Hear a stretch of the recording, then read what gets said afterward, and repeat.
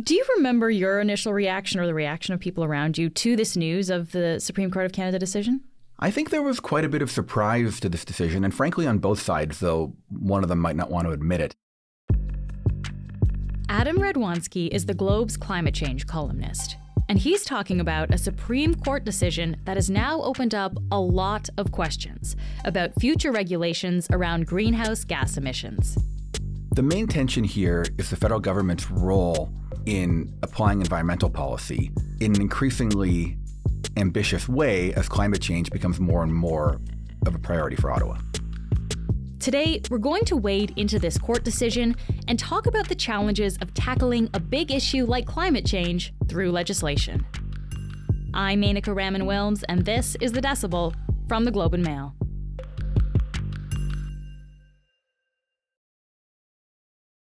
Adam, thanks so much for being here today. Thanks for having me back. So what was the piece of legislation that's at the center of this court case? At the center of the case is a law passed in 2019 called the Impact Assessment Act that covers how the federal government conducts environmental assessments. It's for major projects. So that can be oil and gas, which of course is a tension with Alberta in particular. It can be mining. It could even be renewable projects. So it's a range, but it has to be of a certain size. Okay. So, of course, Alberta is the one that took this to the Supreme Court. Why did the Alberta government ask the Supreme Court of Canada to review it? The Alberta government's view is that this act gives the federal government way too much power to stop resource sector projects. We're talking really oil and gas here. That it doesn't like. I mean, it often was referred to by them and by the federal Conservatives as the No More Pipelines Act. Okay. Of course, it does not actually stop any pipelines from happening as of now. But the feeling was that this gives a lot of discretion. And when you've got a federal government in particular that is not as friendly toward the oil and gas sector as the Alberta government may be, that it could tilt the balance away from those sorts of projects moving forward. Okay. So it could, I guess, slow down these projects or even stop them entirely was the fear. That is their concern, that it could stop projects. And of course, in general, there's just a view, and they're not alone in this, some other provinces would join them in this, there's a view that it just gives the federal government too much intrusion onto provincial turf, which of course is an ongoing tension, not just with environmental regulation, but it has been one that all sides have been trying to strike a balance on for a long time. And this law, which replaced one that the Stephen Harper government enacted previously, certainly did give the federal government a lot more leeway to decide based on a wider range of criteria what does or does not meet environmental standards. Okay. All right. So the Supreme Court of Canada reviewed this legislation. What did they find? So the Supreme Court did find that part of this legislation, which covers projects that are on federal lands mostly, or which the federal government has a direct role, are fine, constitutionally fine. But the bulk of the legislation they found to be in its current form unconstitutional for a couple of reasons. It has to do with how much discretion Ottawa has and how little clarity there is about the criteria on which projects are being judged. And basically it gives too much room to make a somewhat arbitrary choice or to use criteria that aren't actually within federal jurisdiction. And this wasn't a unanimous decision from what I understand, right? It's not a unanimous decision. It's a 5-2 ruling, which is fairly strong. Okay. But no, not unanimous. Okay. So 5-2. So that means there were two dissenting justices then. What did they have to say? The dissenting opinion from the two justices was basically predicated on environmental policy and environmental needs being fluid and the relationship between Ottawa and the provinces being fluid and perhaps a growing role at a time when climate change in particular is of growing concern. It also essentially said that the majority was overly concerned with how the law could be applied in future to exceed constitutional bounds, but essentially that that was sort of an extreme case and it was reasonable to believe that Ottawa would act within its constitutional bounds in applying the law. Okay. So there's a lot of details here, but essentially this sounds like this is a situation of federalism, which is a fancy word for basically how the provinces and the federal government share power. So who gets a say in how we decide these things then? That's right. And there's certainly no indication from the court here, despite what the Alberta government has claimed subsequently, that Ottawa has no role in this. in fact, it makes pretty clear that Ottawa does have a role in environmental assessments. Okay. When we talk about the majority opinion then, Adam, what was the exact problem that the majority of justices took issue with here? Their issue, I think, largely is around creeping jurisdiction here, in that Ottawa has power over some specific environmental concerns. For instance, waterways and the protection of them. The concern here is that, first of all, even the criteria on which an impact assessment could be launched may go beyond those, but also that even if it does launch an impact assessment based on, say, the waterways concern, that then the process and the ultimate judgment are much broader and more subjective and can basically be sort of an all-purpose, is this a sustainable project assessment, which is really not within Ottawa's powers, according to the justices. And there's obviously dispute about that, because what the federal government would say is like, the way we're applying this so far is nothing like that. And this is, the language may need to be tightened up a bit, but that's really not the intent here. But the concern is the danger of it being overused or ambiguously used by Ottawa. Okay. Huh. And just to be clear here, did the Supreme Court, they didn't strike down the law. What was this? What was the situation? Yeah, this case was a reference opinion. So that's when a government, in this case Alberta's, seeks a constitutional opinion from the court. So it's not a binding case. This law has not been struck down immediately, but it basically means that the federal government has to go fix the law, because I think you can safely assume that if it didn't, then any future disputes around how this law is applied, you can guess how the court would rule. Okay. So how did the federal government actually react to this news? The federal government has basically downplayed it as a concern. I mean, they have said, they respect the judgment and they are going to undertake a fixing of the concerns and recraft aspects of the law. But they also basically seized on, this reaffirms that we have a role. We weren't planning to apply it in this way anyway that they've said we shouldn't do. So we're just going to tighten it and they'll get past their concerns. There is a lot of uncertainty right now around what it actually means. And this is not a great situation for anybody. Much as Alberta is celebrating it, if you want projects of any sort to move forward, you want regulatory clarity. And right now, nobody really knows what this law is going to look exactly like in 6 months or a year.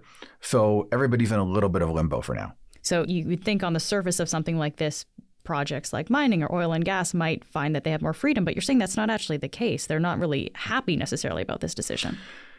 Some sectors, and certainly some governments, may be quite happy philosophically with the judgment, and they may like its long-term implications. So like the Alberta government philosophically may be happy with this? The Alberta government is very happy philosophically with this judgment. And some sectors, I think the oil and gas sector and others, are happy with it too in the long-term sense, because they didn't like this law to begin with. I don't think anybody likes the short-term situation, at least they shouldn't, because it does mean that there's a lot of uncertainty, and it certainly doesn't mean what Alberta has been implying, what Alberta's government has been implying, which is, well, now the federal government's out of the way and all projects can just move forward. That is not what it means. The federal government still has a role. It's just that role is a little bit unclear. And so if you tend to complain about our slow regulatory processes to begin with, right now, when you don't really know even what the standing federal environmental assessment process is for major projects, the uncertainty is even greater than it was before. We'll be back in a moment.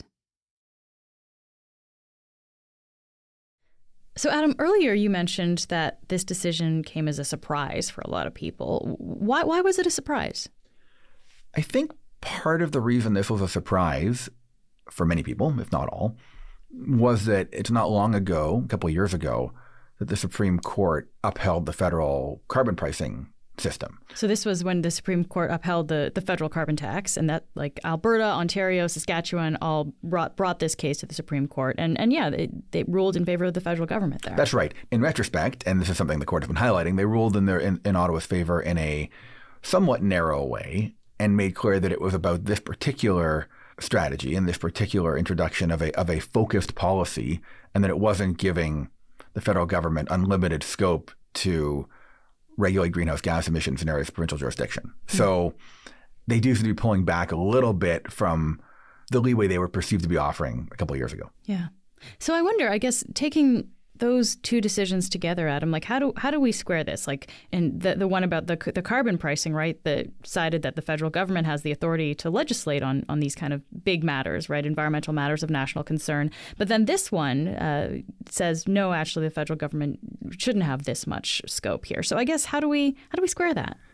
To be honest with you, I don't know how to square it, and I'm not sure that most people do exactly. I think it's a really open question right now, what role exactly the federal government has in greenhouse gas emissions. If you were to read just the majority judgment here, you would think that Ottawa might have almost no role in that. But that's not what the previous judgment said. And frankly, it's hard to imagine that as governments around the world, national governments, are taking a stronger role in regulating greenhouse gas emissions and pursuing national emissions reductions targets. And courts around the world are increasingly taking this very seriously and putting responsibility for it on national governments, that the Supreme Court in Canada would consistently find going to the future that the federal government here just doesn't have jurisdiction here. That seems highly unlikely to me, but it's certainly a very much an open question exactly how much room Ottawa has. And I'm not sure anybody will really know that until further federal legislation is tested. Which we will get into in a second. But I guess really what you're saying, it really gets to the heart of the nature of the problem of climate change and environmental regulation, right? Because it's borderless in a lot of ways, right? If you've got a river, this is in a specific place, but with greenhouse gases, I mean, that's a harder thing to control and to regulate. Emissions are kind of borderless. I mean, we do emit a certain amount in this country, but they cross borders. You know, you often hear this debate around exactly how responsible Canada is or isn't. So it's a very different type of environmental regulation than governments were pressed to do in the past. And I think it is unclear right now how we treat that. Yeah. Okay, so we've just talked about two pieces of environmental legislation that the Liberals have brought in. What about upcoming environmental legislation, Adam? What's next? There are two really big fronts on the regulatory side that are very much in conversation after this decision. And one of them is the Clean Electricity Regulations, which is basically meant to move Canadian electricity grids toward net zero. Basically, come 2035, it will start imposing restrictions meant to move us toward net zero electricity grids. That one, really, when you get down to it, is about trying to restrict natural gas power plants that don't have carbon capture and particularly dissuade the building of new ones. All right, so that's one, the Clean Electricity Regulations. What's the second one? The other one, which I suspect will be even more controversial, the first one certainly has been, is a proposed cap on emissions from the oil and gas sector. And basically it will, as it sounds, impose some form of cap that gets increasingly stringent over time on how much the oil and gas sector, as in production of oil and gas, obviously mostly in Alberta, to some extent Saskatchewan and British Columbia, how much it can emit. All right. So there are definitely some other things that are coming down the line here then, Adam. I guess how important, or we've talked about a bunch of these regulations, but how important are these in the government's efforts to hit net zero by 2050? Both of these regulations that Ottawa is planning to bring forward are pretty central to its emissions reduction strategy.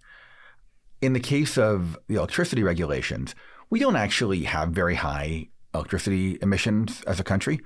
Many provinces have basically none, particularly those that are fairly hydro reliant. Some of the provinces, Alberta, Saskatchewan, Nova Scotia, New Brunswick, to some extent Ontario, are not as clean. They do still rely somewhat on fossil fuels. And the federal concern there and the importance to the national climate strategy would be that as we electrify more and more things, if we are powering that with natural gas, that you're essentially compromising some of the gains you're making by electrifying things if you're powering with fossil fuels that emit. So it is pretty important. The emissions cap for the oil and gas sector is very central. It's very controversial. And you could even find people who are climate policy advocates who don't necessarily think it's the best approach. But certainly finding a way to bring down that sector's emissions is hugely important. I mean, oil and gas oil and gas production now makes up over a quarter of all of the greenhouse gas emissions in Canada, which is a lot. And, we're a high emitting country largely because of that sector. And unlike some other sectors, transportation, for example, which was almost alongside oil and gas, or was pretty much alongside oil and gas in terms of its profile in international emissions.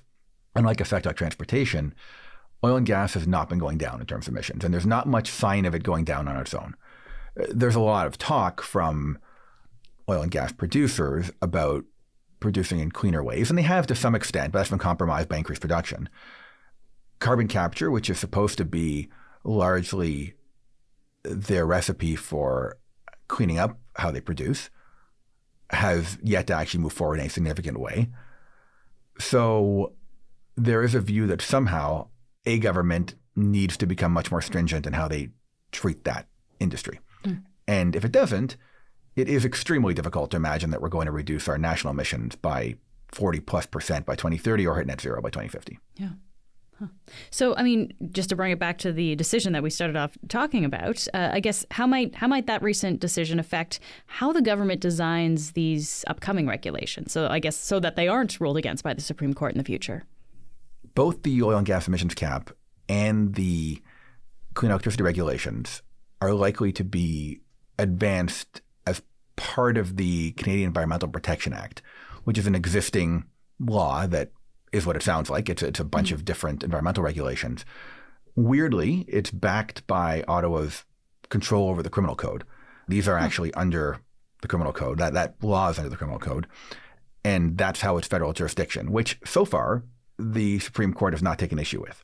So, I mean, it sounds a little bit like it's a case of the government maybe putting all its eggs in one basket, so they either all succeed, or I just wonder if the Supreme Court could rule on the entire act and strikes it down, like could they suddenly everything be gone? That's exactly the concern. Not that everything would be gone, I don't think. I don't think they're just going to say, we no longer have any environmental regulations. But it's possible, based on people I was speaking to, that they would kind of revisit the way that different federal regulations have crept in under this criminal code power, which is a little strange. Adam, just lastly here, I mean, we've been talking about all these different regulations. Obviously, time is of the essence here when it comes to stopping or slowing global warming. And these court battles between the federal governments and provincial governments, I mean, these take a lot of time, frankly, right? So I guess what could be done to prevent these fights from dragging on in the first place? The most obvious way to avoid this happening, although perhaps you risk sounding a bit Pollyanna-ish based on our history of these things, would be for the federal government and the provinces to just work together.